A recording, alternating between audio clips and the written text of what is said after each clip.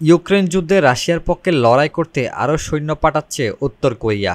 একটি গোপন ইউক্রেনীয় গোয়েন্দা প্রতিবেদনের বরাতে মার্কিন সংবাদ মাধ্যম সিএনএন জানিয়েছে, রাশিয়ার হয়ে ইউক্রেনের ফ্রন্ট লাইনে যুদ্ধ করতে উত্তর কোরিয়া অতিরিক্ত 25,000 থেকে 30,000 সেনা পাঠাতে যাচ্ছে।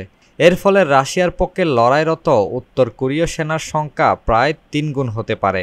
2024 সালের নভেম্বরে প্রায় 11,000 উত্তর কোরীয় সেনা রাশিয়ায় পাঠানো হয়েছিল, যারা ইউক্রেনের কুরস্ক অঞ্চলে রুশ সীমান্তে হামলা ঠেকাতে সহায়তা করেছিল।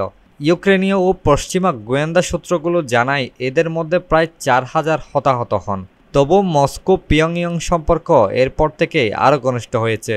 সিএনএনের প্রতিবেদনে বলা হয়েছে, রুশ প্রতিরক্ষা মন্ত্রণালয় উত্তর কোরীয় সেনাদের জন্য প্রয়োজনীয় অস্ত্র, গোলাবারুদ ও সামরিক সরঞ্জাম যোগানোর পাশাপাশি তাদের রুশ ইউনিটে অন্তর্ভুক্ত করার প্রস্তুতি নিচ্ছে।